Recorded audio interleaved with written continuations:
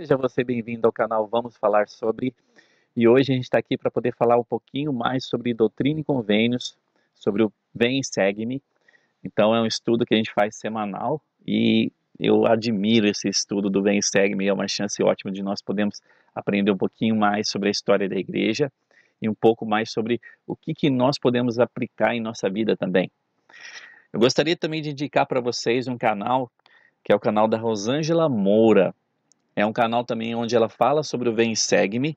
Eu vou deixar esse canal aqui na descrição, aqui embaixo, para que você também possa dar uma olhada nesse canal e também poder prestigiar o trabalho da Rosângela. Tá? Então é só se inscrever também lá no canal dela, é bem importante fazer isso. E você já convidou seus amigos para poderem conhecer também um pouquinho aqui do canal? Do canal Vamos Falar Sobre? Então não esqueça de convidar os amigos para que possam conhecer, se inscrever aqui no canal também, para que também possam aprender mais sobre o que nós estamos oferecendo aqui no canal. Não sei se vocês estão vendo, mas atualmente a gente está falando sobre... estamos tendo alguns vídeos aqui relacionados aos atributos de Cristo nos super-heróis. Hoje mesmo a gente tem uma live às 20h30, até vai ser com o Vitor Neres. A gente vai falar um pouquinho sobre os atributos de Cristo em Batman. E também eu estou também gravando alguns vídeos aqui relacionados ao estudo de pérola de grande valor. A gente já começou já a unidade 0, que é a unidade de introdução, e eu vou estar falando um pouquinho mais sobre pérola de grande valor. Vale a pena conferir também, ok? Obrigado aí pela participação, obrigado pelo comentário de vocês e vamos à aula. Hoje nossa aula é sobre Doutrina e Convênios 129 a 132. Então, são capítulos que nós temos lá vários assuntos a serem tratados e são capítulos muito especiais. E o tema dessa aula é: quando recebemos uma bênção de Deus, é por obediência. Então é uma escritura bem conhecida da gente, né? E aqui eu gostaria de iniciar com 3 perguntas, na verdade, 4. Que aparência tem o Salvador? Ele é um homem como nós? Então isso vai ser respondido nessa aula de hoje. Como que é o céu? Já pararam para pensar um pouquinho sobre isso? Como que é o céu? Qual é a descrição que nós podemos ter para ele? Uma coisa interessante sobre o céu, né, é que fala que a mesma sociabilidade que existe entre nós aqui, existirá entre nós lá também. Os relacionamentos que mais prezamos nesse mundo, se forem selados pela autoridade apropriada, estarão em pleno vigor. Então a gente vai falar um pouquinho em nossa aula sobre isso também. E a outra pergunta seria: como eu posso saber se algo é de Deus ou de alguma outra fonte? Então essa é uma pergunta bem interessante, né? Se um anjo aparecer para você, como é que você vai saber se esse anjo é de Deus ou não? Já parou para pensar? Então, vamos falar um pouquinho da parte histórica aqui. Durante uma reunião com os membros da primeira presidência e do Quórum dos 12, em 27 de junho de 1839, o profeta Joseph ensinou sobre as 3 importantes chaves por meio das quais você pode distinguir a verdadeira natureza dos espíritos e anjos ministradores, que é aquilo que a gente acabou de falar agora. Se aparecer um anjo para você, como é que você vai decifrar ou diferenciar esse anjo de um anjo de Deus ou não? No entanto, o elder Parley P. Pratt, ele estava ausente dessa reunião com Joseph, e em 9 de fevereiro de 1843, o elder Pratt, que acabara de voltar para casa após uma missão na Inglaterra, e vários outros se reuniram com o profeta Joseph. O profeta repetiu então as instruções que ele dera anteriormente. Isso está lá em 129, e fala o seguinte, no versículo 1 e 3. No céu existem 2 espécies de seres, a saber, anjos, que são pessoas ressuscitadas, e elas têm um corpo de carne e ossos, porque elas são ressuscitadas, o corpo dela é glorificado.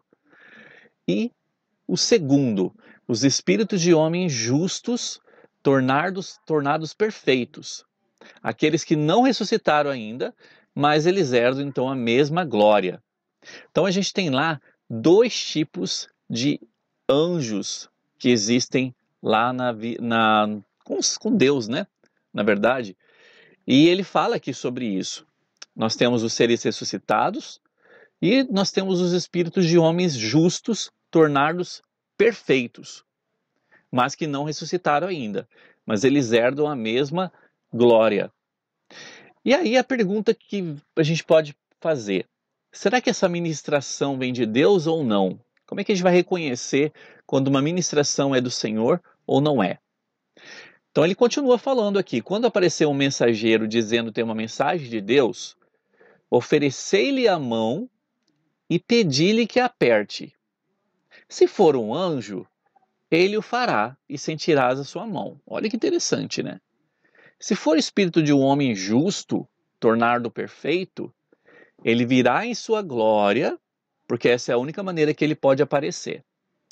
Aí você pede, olha lá que ele continua, pedi-lhe que vos dê a mão, e ele não se moverá, porque é contrário à ordem do céu que o homem justo engane.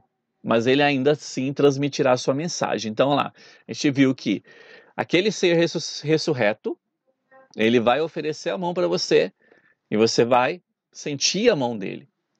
Se esse espírito for daquele homem justo, tornado perfeito, então ele vai trazer a mensagem, mas ele não vai estender a mão para você. Sendo assim, você não vai poder apertar a mão dele. Agora olha o versículo 8 e 9. Se for o diabo, fazendo-se de anjo de luz, quando pedirdes que vos dê a mão, oferecer-vos-á a mão, e não sentireis coisa alguma. Podereis, portanto, identificá-lo. Essas são três importantes chaves pelas quais podereis saber se uma ministração provém de Deus ou não. Tá? Então, assim, é bem interessante, é bem importante saber sobre isso, porque muitas pessoas podem acabar sendo enganadas, né, por dito cujos anjos que podem aparecer, dizendo que tem a mensagem de Deus, mas realmente eles não têm. Uma outra pergunta, né, que é respondida é como o Salvador aparecerá na segunda vinda. Essa pergunta é respondida lá no capítulo 130. Então, em 1º de abril de 1843, o elder Orson Hyde, ele estava dando sermão na igreja, ele estava falando sobre algumas verdades do evangelho e tudo mais. E aí Joseph, depois desse sermão do Orson Hyde, ele viu que ele tinha falado algumas apostasias durante o sermão. Então Joseph ele ofereceu então ao irmão Orson Hyde algumas correções dessas apostasias que ele tinha dito. Então ele fala o seguinte aqui no versículo 1 e 2: quando o Salvador se manifestar, vê-lo-emos como é. Veremos que é um homem como nós. Então aquela ideia de que ele vai voltar, né, que o cenário todo, né, o céu todo vai estar com a imagem de Cristo e tudo mais, não é uma ideia correta, assim como fala aqui. Mas é como ele fala, o Salvador, quando ele se manifestar, nós vê-lo-emos como ele é. E veremos que é um homem como nós. E que a mesma sociabilidade que existe entre nós aqui, existirá entre nós lá. Só que será acompanhada de glória eterna. Glória essa que não se experimenta agora. Então a palavra sociabilidade que é falada aqui refere-se à maneira como as pessoas interagem como umas com as outras, né? Então os relacionamentos que podemos ter na presença do Senhor serão como aqueles que desfrutamos agora, mas eles serão uma glória, né, num relacionamento relacionado à glória eterna. O profeta ensinou que o tempo é calculado de acordo com o planeta em que as pessoas habitam. Isso está lá no versículo 4. Ele também explicou que os anjos que ministram a nós nessa terra são os que pertencem ou que pertenceram à terra. Olha que interessante, né? Não são anjos de outras terras, mas são anjos que pertencem a essa terra ou pertenceram. Versículo 8. O lugar onde Deus habita é um grande Urim Tumim, pelo qual todas as coisas pertencentes a um reino inferior ou a todos os reinos de uma ordem inferior manifestação àqueles que nela habitam. Então, aqui a gente tem uma descrição sobre como é o lugar onde Deus habita. Em seguida, também o profeta explicou que a terra se tornará o reino celestial e que aqueles que herdam o reino celestial receberão então uma pedra branca. Essa pedra branca será um urim tumim para aquela pessoa, pois ela vai revelar coisas celestiais. Isso está lá no versículo 10 a 11 desse mesmo capítulo.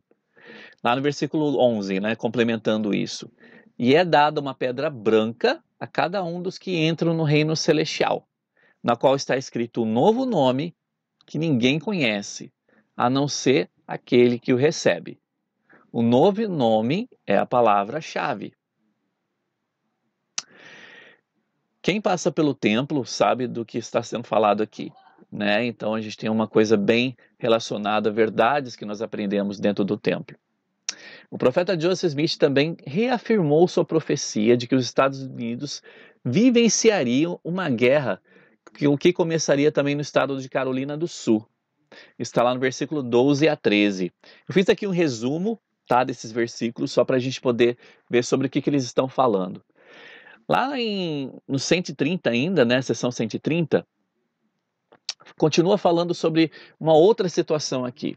Existia um pregador chamado William Miller, que alegou que a segunda vinda de Cristo aconteceria em algum momento entre a primavera de 1843 e a primavera de 1844. Então ele deu tipo um ano ali para a segunda vinda acontecer, em 1843 a 1844. E muitos que seguiram William Miller acreditavam então que o dia 3 de abril de 1843 seria a data exata do acontecimento. Então, um dia antes dessa data, 3 de abril de 1843, o profeta Joseph então corrigiu essa falsa profecia quando ele ensinou aos santos em Ramos, é o nome do local, e compartilhou uma experiência que teve quando orou para saber sobre o tempo da segunda vinda. Então ele perguntou para o Senhor quando seria a segunda vinda. E aí o Senhor respondeu para ele.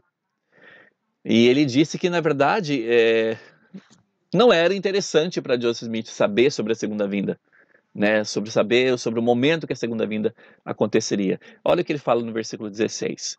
Assim eu fiquei sem poder decidir se essa vinda se referia ao início do milênio ou alguma aparição prévia, ou ainda se eu haveria de morrer e assim ver-lhe a face. Ou seja, Deus respondeu para ele: não me importune com esse assunto mais. Então não era interessante para Joseph Smith naquele momento saber sobre a segunda vinda. Assim como não é interessante para a gente saber quando vai acontecer a segunda vinda. Né? Nós sabemos que realmente a segunda vinda vai ser um momento de surpresa que Cristo vai voltar. 2 de abril de 1843, né, eles estavam tendo um almoço na casa da irmã de Joseph Smith e logo depois dele ter feito uma reunião lá com os santos em Ramos. E aí ele ensinou depois desse almoço, né, nessa reunião que aconteceu em Ramos, ele ensinou algumas outras verdades que estão lá no 18 e 19 e fala o seguinte: qualquer princípio de inteligência que alcançarmos nessa vida surgirá conosco na ressurreição. E se nesta vida uma pessoa, por sua diligência e obediência, adquirir mais conhecimento e inteligência do que outra, ela terá tanto mais vantagem no mundo futuro. Então, quais são as bênçãos que nós podemos receber por obtermos inteligência? A palavra inteligência utilizada aqui não é um tipo de inteligência de medida do QI, tá? Essa inteligência, ela discerne e aprende e aplica os princípios corretos e verdadeiros. Essa inteligência reflete uma combinação de conhecimento e comportamento sábio. Ela combina cognição, ou seja, o raciocínio que nós temos sobre as coisas, e aplicação. Então isso reflete o mais alto tipo de inteligência. E o resultado combinado surgirá conosco, então, na ressurreição. Então, aquele que guarda os seus mandamentos, isso está lá em 93, versículo 28. Aquele que guarda os seus mandamentos recebe verdade e luz, até ser glorificado na verdade e conhecer todas as coisas. Então, aquele que guarda os mandamentos, ele recebe luz. E à medida que você vai guardando os mandamentos, a gente aprendeu isso lá em Doutrina e Convênios 93, nós vamos recebendo mais luz. consequentemente, o Senhor vai abrindo a nossa mente para que nós possamos conhecer mais. E essa combinação de conhecimento com o que vamos fazer com esse conhecimento é o que é chamado de inteligência. É isso que vai surgir conosco lá na ressurreição. E lá no versículo 20 a 21, a gente fala exatamente aqui do tema da aula. Há uma lei irrevogavelmente decretada no céu antes da fundação deste mundo, na qual todas as bênçãos se baseiam. E quando recebemos uma bênção de Deus, é por obediência à lei na qual ela se baseia. Irmãos, o Senhor, ele é um Deus muito justo. Ele é misericordioso, mas ele é um Deus muito justo. Nós vamos receber bênçãos de acordo com o mandamento que nós estamos guardando. Então, é por obediência à lei na qual se baseia que nós receberemos bênçãos do Senhor. Com frequência, isso está no manual do Instituto, com frequência a energia de ativação requerida para o recebimento de bênçãos exige mais do que somente olharmos ou pedirmos. São necessárias ações contínuas, constantes e cheias de fé. Pequenas ações vão impulsionar nossa habilidade de trilhar o caminho do convênio e elas vão resultar nas maiores bênçãos que Deus pode conceder. Quando você recebe alguma bênção de Deus, você pode concluir que cumpriu uma lei eterna que governa o recebimento daquela bênção. Mas lembre-se de que a lei irrevogavelmente decretada não tem relação com o nosso tempo, o que significa que as bênçãos vêm de acordo com o cronograma de Deus. Eu gostaria de deixar uma pergunta para você e você pode responder aí embaixo. Por que você acha que é importante entender que algumas das bênçãos que Deus promete pela obediência não são recebidas imediatamente? Por que será que é tão importante entendermos esse princípio? Saber que nem tudo que nós fazemos, nós receberemos as bênçãos do Senhor imediatamente. Comenta aí embaixo. Fala um pouquinho sobre isso. Que experiências você já teve em que você pôde comprovar esse tipo de situação? Como parte do último discurso do profeta Joseph para os santos em Ramos, ele novamente corrigiu os ensinamentos de Orson Hyde sobre a Trindade. Então ele também ensinou sobre a Trindade. Eu fico imaginando, galera, como foi esse discurso de Joseph para esses membros de Ramos. Porque ele ensinou tantas verdades preciosas e assim estão todas lá para a gente. E ele falou no versículo 22 e 23. O Pai tem um corpo de carne e ossos tão tangível como o do homem. O Filho também. Mas o Espírito Santo não tem um corpo de carne e ossos. Mas é um personagem de espírito. Se assim não fora, o Espírito Santo não poderia habitar em nós.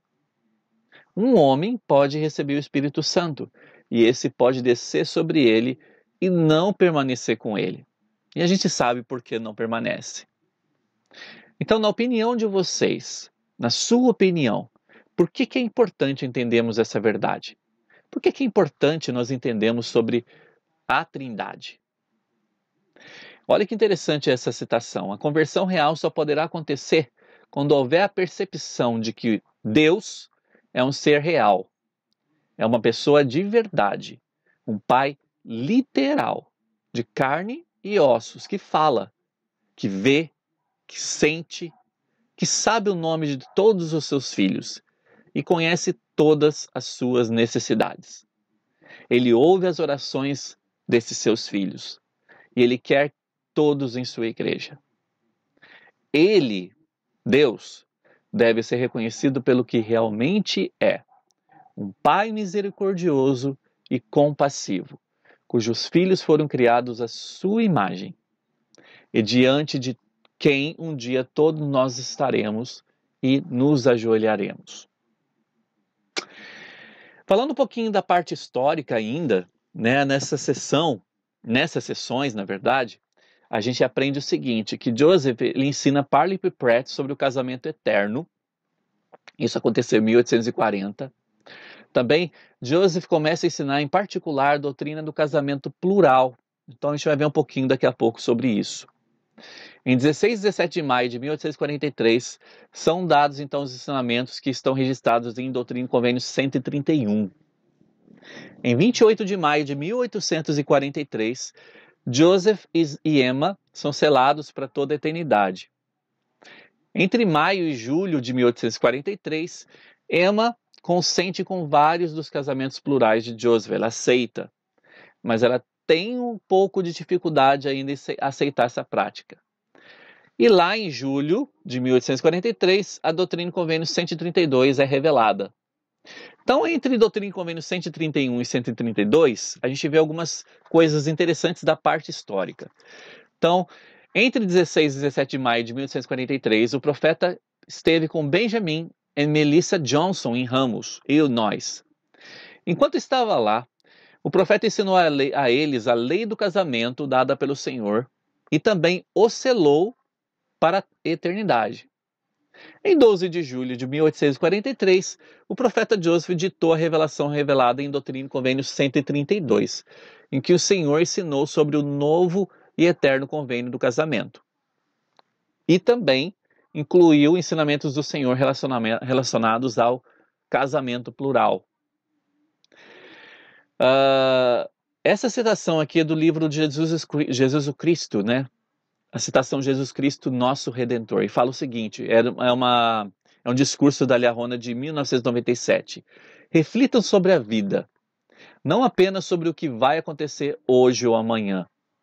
Não desistam do que mais desejam na vida, por causa de alguma coisa que vocês pensam querer agora.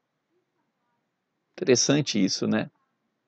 Não desista do que mais deseja em sua vida, por causa de alguma coisa que vocês pensam querer agora. De que forma que a gente pode relacionar isso ao casamento celestial? Muitas vezes as pessoas desistem de casar ou desistem do casamento por causa de alguma coisa que você quer agora. E ela desiste então do que mais deseja na sua vida. Então, Doutrina e Convênio 131 fala um pouquinho sobre o casamento celestial. E ele fala o seguinte: na glória celestial há 3 céus ou graus. Então, no reino celestial nós temos 3 graus ali. E para obter o mais elevado, aquele que o pessoal chama de exaltação, o homem precisa entrar nessa ordem do sacerdócio. Que ordem é essa? É a ordem do novo e eterno convênio do casamento eterno. E se não o fizer, não poderá obtê-lo. Poderá entrar em um outro, mas esse será o fim do seu reino e ele não poderá ter descendência. Então, quando a gente está falando aqui sobre novo significa que o convênio foi novamente restaurado em nossa dispensação. E não que ele era novo, ele foi restaurado. E ele é eterno porque significa que é um convênio, incluindo suas bênçãos, que existiu desde o princípio e é o mesmo desde sempre. Quando fala que ele não poderá ter descendência, significa que aqueles que não entrarem no novo e eterno convênio do casamento e não guardá-lo, não poderá ter filhos após a ressurreição. Então, é exatamente sobre isso que está falando. Versículos 6 e 7 fala uma coisa bem interessante. É impossível ao homem ser salvo em ignorância. Não existe algo como matéria imaterial. Todo espírito é matéria, mas é mais refinado ou puro e só pode ser discernido por olhos mais puros. Então o Senhor, ele dá aqui a revelação interessante que nós não podemos ser salvos em ignorância. E ele fala sobre a natureza dos espíritos também.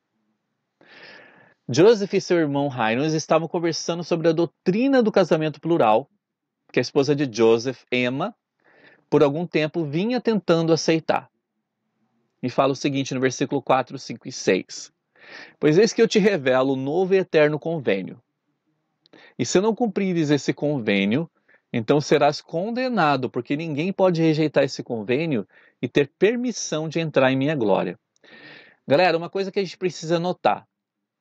O casamento plural, como é falado aqui, foi uma lei que o Senhor deu naquela época, na época de Abraão, na época de Davi, na época de outros profetas, mas ele deu essa lei e ele terminou essa lei também, em uma outra época.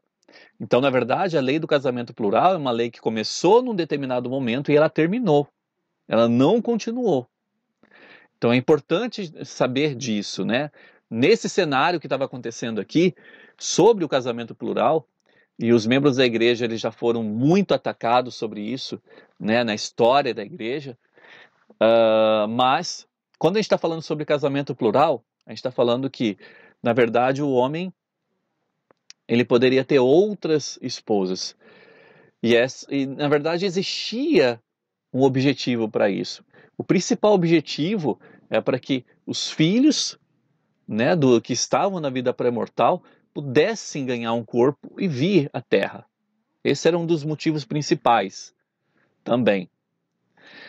Continua lá no versículo 5: Pois todos que receberam uma bênção de minhas mãos obedecerão à lei que foi designada para essa bênção e suas condições. Então, tinha interessante isso, né?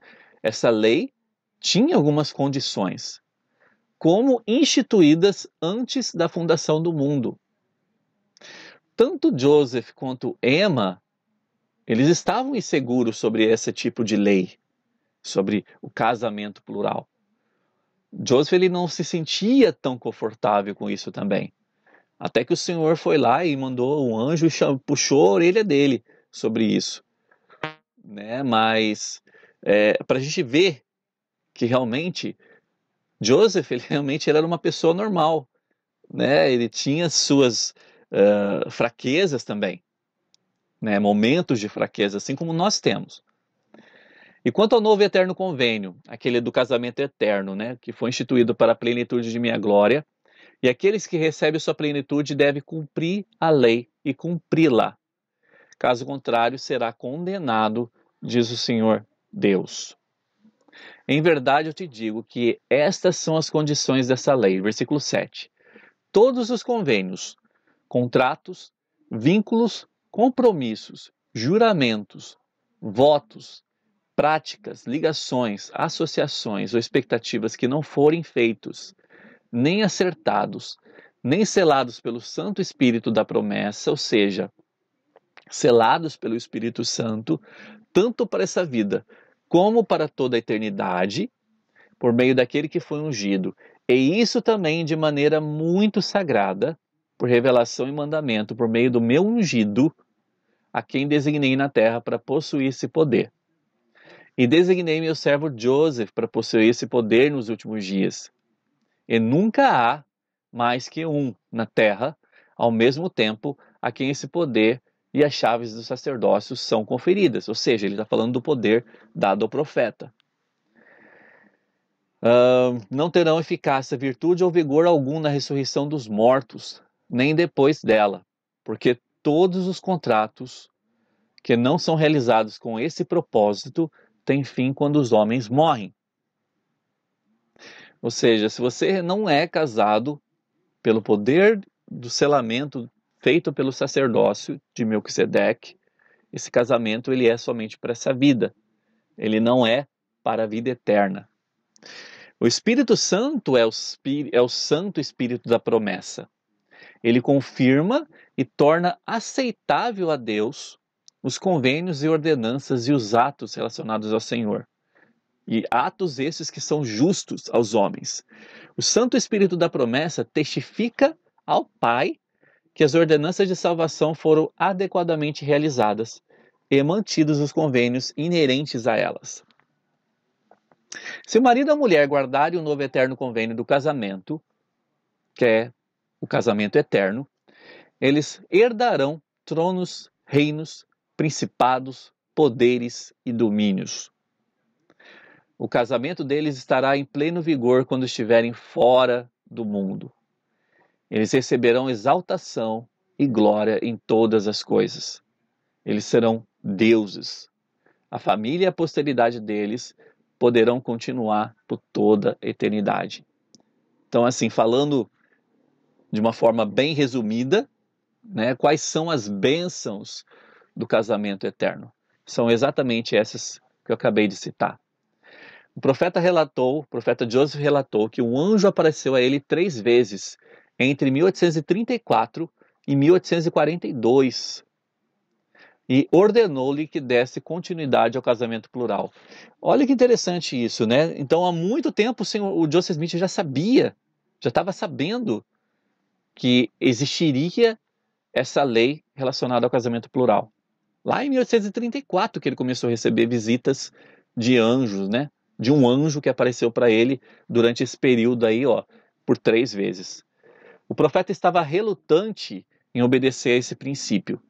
Ele descreveu a um amigo o calvário mental que ele sofreu para sobrepujar a repugnância de seus sentimentos com essa prática. Evidências históricas sugerem que ele fez uma tentativa de obedecer ao mandamento em meados da década de 1830.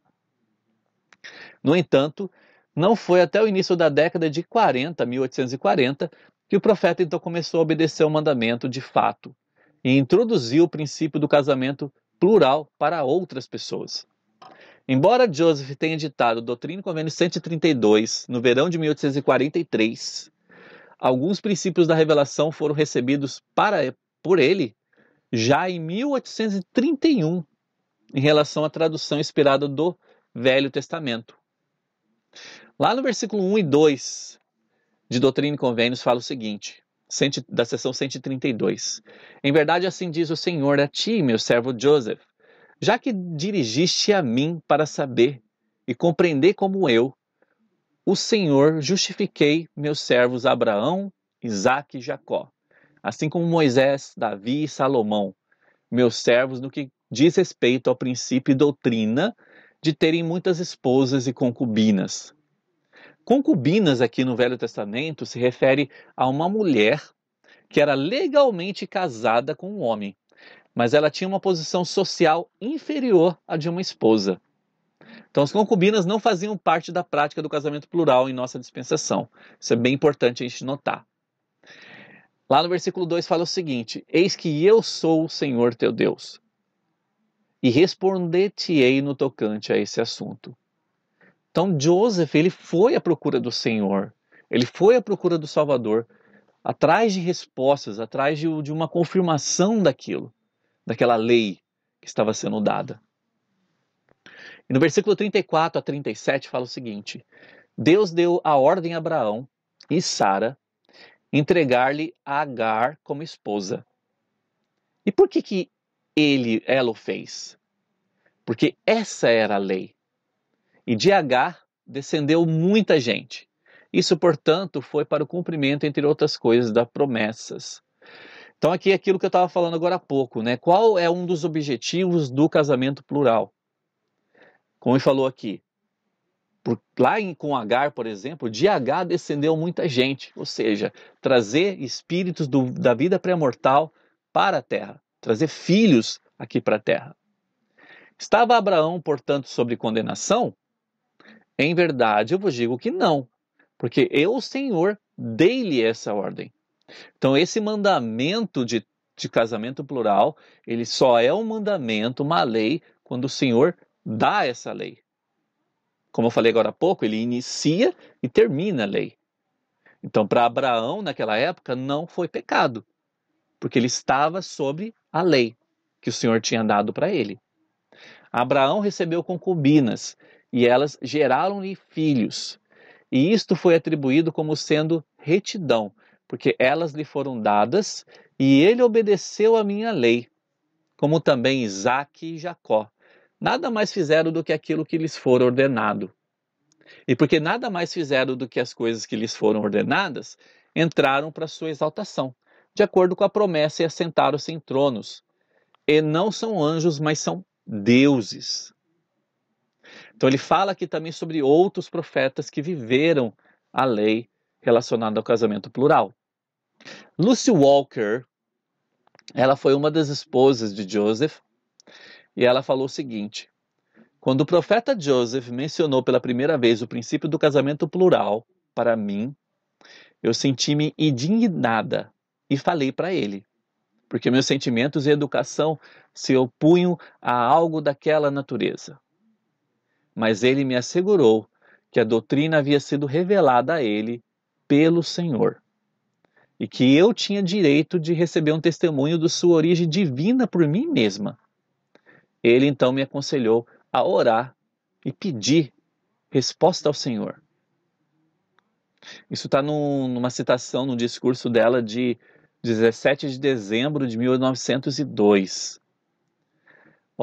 Eu orei com muito fervor, ela continua. Eu estava quase amanhecendo após outra noite sem dormir. Enquanto estava de joelhos, em fervorosa súplica, meu quarto se encheu da influência divina. Para mim, foi como a luz do sol brilhante, rompendo através da nuvem escura. Minha alma se encheu de uma paz calma e doce, que jamais havia sentido. Uma extrema felicidade tomou conta de todo o meu ser, e recebi um testemunho vigoroso e devastador da veracidade do casamento plural. Esse testemunho tem sido uma âncora para a alma ao longo de todas as tentações e provações de minha vida. Então a gente vê aqui o testemunho de Lucy Walker, que foi lá uma das esposas de Joseph. O que ela sentiu, como ela se sentiu e como ela recebeu resposta do Senhor relacionado a essa lei. O Senhor abordou o assunto do adultério em relação ao casamento plural. O Senhor ensinou também que se alguém praticasse o casamento plural, sob circunstâncias em que o Senhor não houvesse aprovado, a pessoa seria culpada de adultério. Isso está lá entre o versículo 41 a 48 da seção 132. O Senhor assegurou ao profeta que todos os casamentos, inclusive os casamentos plurais, realizados pela sua palavra e de acordo com a sua lei e pelo poder do sacerdócio, seriam visitados com bênçãos e não receberiam condenação, quer na terra, quer no céu. A obediência ao profeta ao esse princípio do casamento plural foi uma terrível provação para ele e sua amada esposa, como a gente falou agora há pouco. Apesar de dar seu consentimento em maio de 1843 para Joseph de se casar com mais esposas, Emma continuou ainda a ter uma certa dificuldade para aceitar a prática do casamento plural. Ela vacilou em sua visão do casamento plural, algumas vezes apoiando a outras, e outras vezes acabou condenando também essa prática. Mas, como registrado em Doutrina e Convênio 132, de 51 a 57, o Senhor se dirigiu especificamente a Emma, dando-lhe conselhos e instruções sobre o casamento plural. Então, nesses versículos de 52 a 56, é falado um pouquinho sobre isso. E é interessante notar que a palavra aqui usada, destruída, eu vou falar dessa palavra antes de ler as Escrituras. A palavra destruída, usada nesses versículos, significa ser rejeitada ou separada de Deus. Então a gente precisa notar isso. Então o profeta Joseph também recebeu a mesma advertência severa de que também seria destruído, ou seja, seria rejeitado ou separado de Deus se ele não praticasse o casamento plural e se não ensinasse isso também para outras pessoas.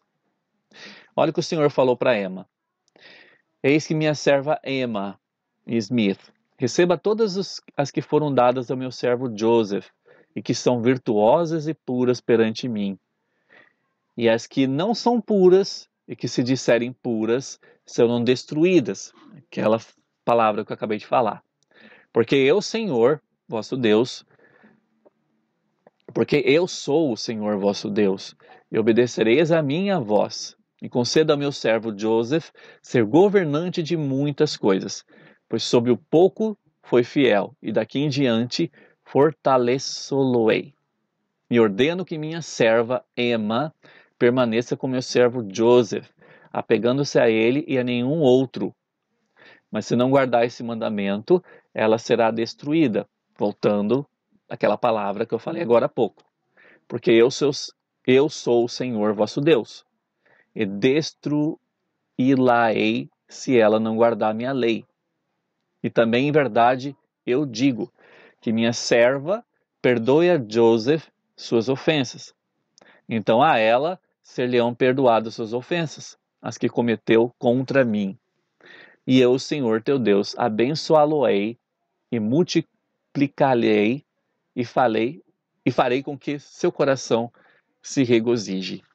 Então são bênçãos que o Senhor deu para Ema, né? E ele deu um alento aqui para ela, que o coração dela poderia se regozijar novamente, depois que ela seguisse os conselhos do Senhor.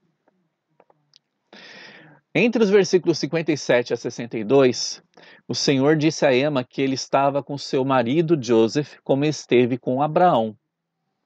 Então o Senhor repetiu que aquele que entra para o casamento plural, de acordo com sua lei e autoridade, estará justificado ou aceito pelo Senhor.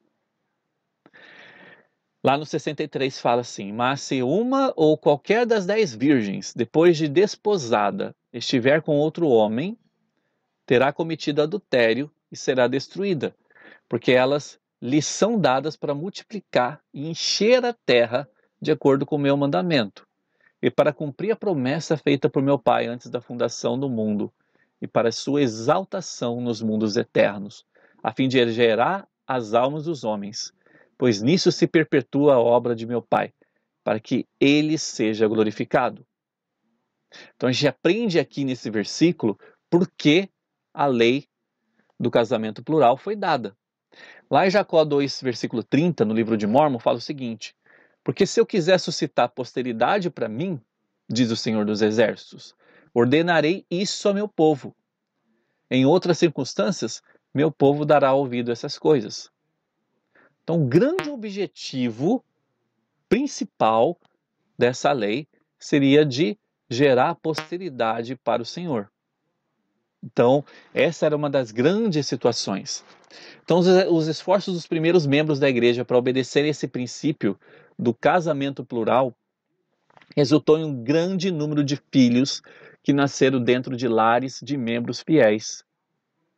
Então, de acordo com uma revelação dada a Joseph, a prática do casamento plural, o casamento entre homem e 2 ou mais mulheres, foi instituída entre os membros da Igreja de Jesus Cristo dos Santos dos Últimos Dias, no início da década de 1840. Depois disso, por mais de um século, meio século, na verdade, o casamento plural foi praticado por alguns santos dos últimos dias. Então, por mais de meio século, esse casamento plural ainda continua acontecendo. Somente o presidente da igreja possuía autoridade e chave para autorizar a realização de novos casamentos plurais.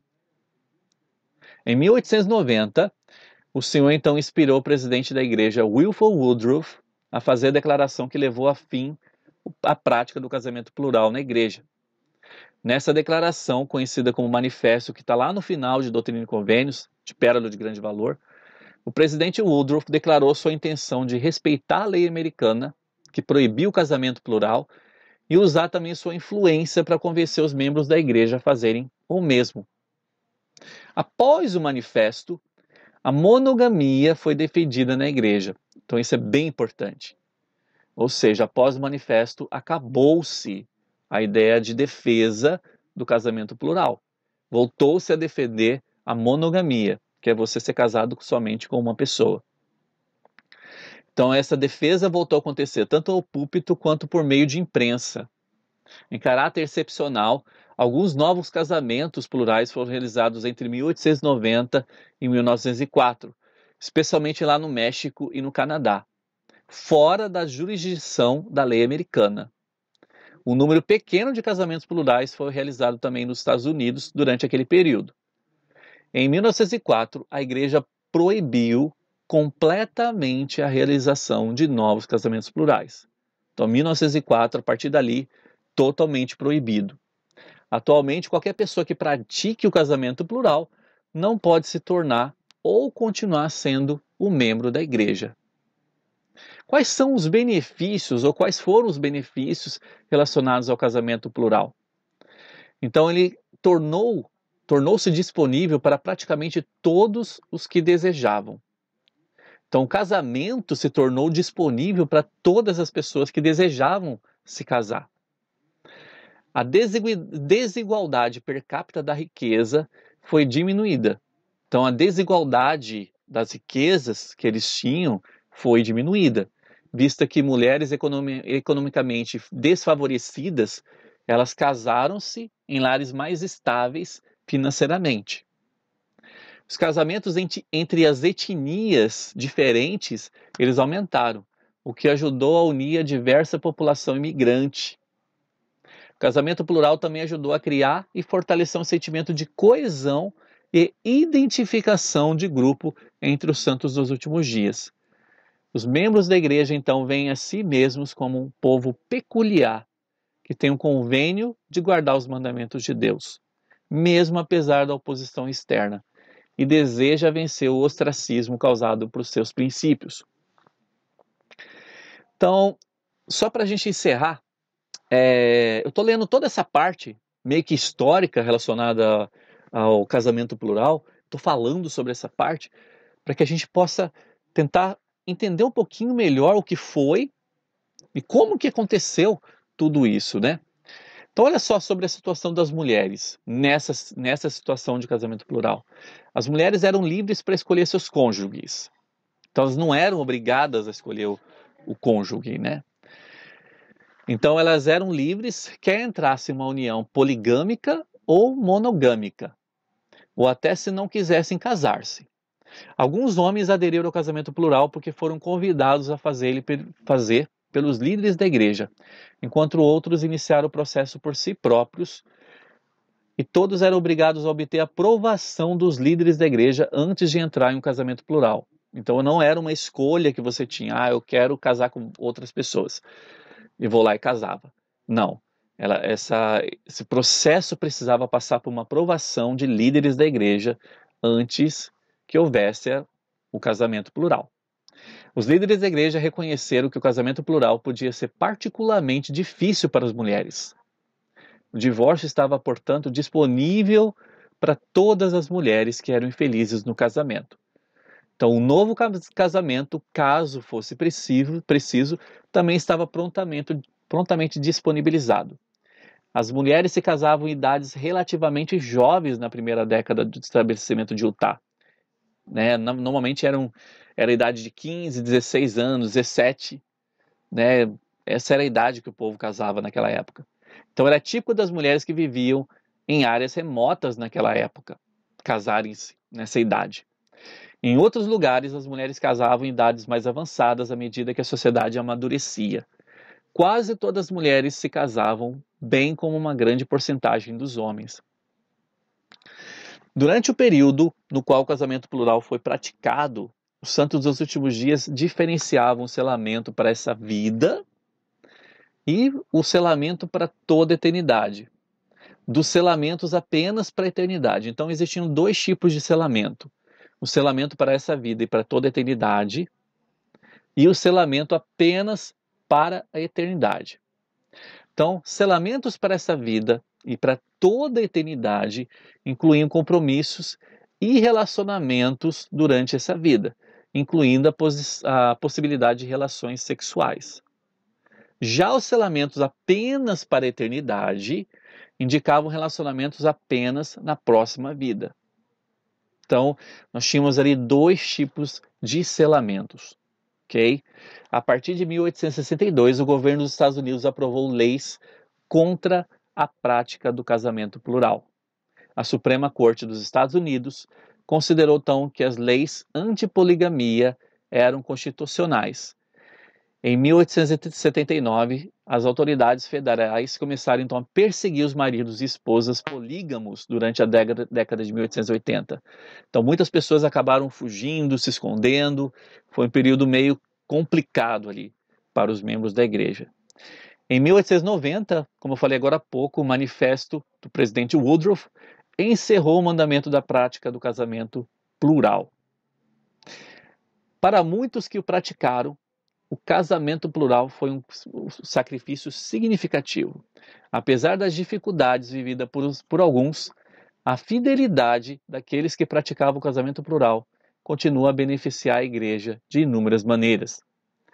Através da linhagem desses santos do século XIX, vieram muitos santos dos últimos dias que foram fiéis aos seus convênios do Evangelho como mães e pais dignos discípulos fiéis de Cristo, membros dedicados da igreja, líderes e missionários. Embora os membros da igreja contemporânea estejam proibidos de praticar o casamento plural, os santos dos últimos dias, modernos, honram e respeitam esses pioneiros que deram tanto por sua fé, suas famílias e sua comunidade. Eu fiz questão de que pudéssemos falar bem detalhadamente sobre o que foi o casamento plural nessa aula e que ficasse realmente bem claro para a gente quais eram os tipos de selamento que existiam. Joseph, por exemplo, ele passou pelos 2 tipos de selamento, tanto para essa vida quanto para outra vida, né? E realmente nessa aula nós pudemos aprender muitas coisas. Eu espero que tenha realmente ajudado você a entender um pouquinho mais sobre coisas como é Deus, como é um espírito, como identificar manifestações espirituais, como reconhecer as bênçãos de um casamento eterno. Espero que tenha dado para você entender um pouquinho mais também sobre o casamento plural. Caso você tenha dúvida, a igreja ela dispõe de vários materiais sobre isso. Esse é um assunto bem aberto hoje em dia para ser discutido na igreja. Não é um assunto polêmico nem nada disso, né? Como muitas pessoas podem pensar, mas é um assunto que está aí hoje e que está bem aberto.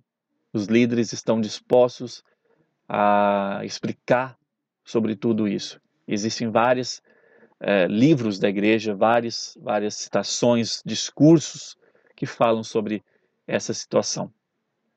Então, se você tem alguma dúvida relacionada a essa situação que aconteceu, procure, né, nos sites da igreja, procure nas publicações da igreja o que foi falado sobre isso.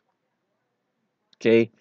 E se você ainda permanecer com dúvidas sobre isso, pergunte ao Senhor. Peça realmente ao Senhor, assim como muitas pessoas, muitos pioneiros devem ter feito. Pergunte ao Senhor e Ele te dará a resposta sobre essas coisas, confirmando sobre a veracidade dessas coisas. E o mais importante, que possamos entender que houve um propósito para aquilo acontecer, naquela época. Eu deixo essa aula com você, esse desafio, para que nós possamos realmente entender mais do Senhor, possamos buscar mais inteligência e praticar aquilo que estamos aprendendo. Eu deixo essa aula então e até o nosso próximo encontro aqui no canal Vamos Falar Sobre. Obrigado, galera!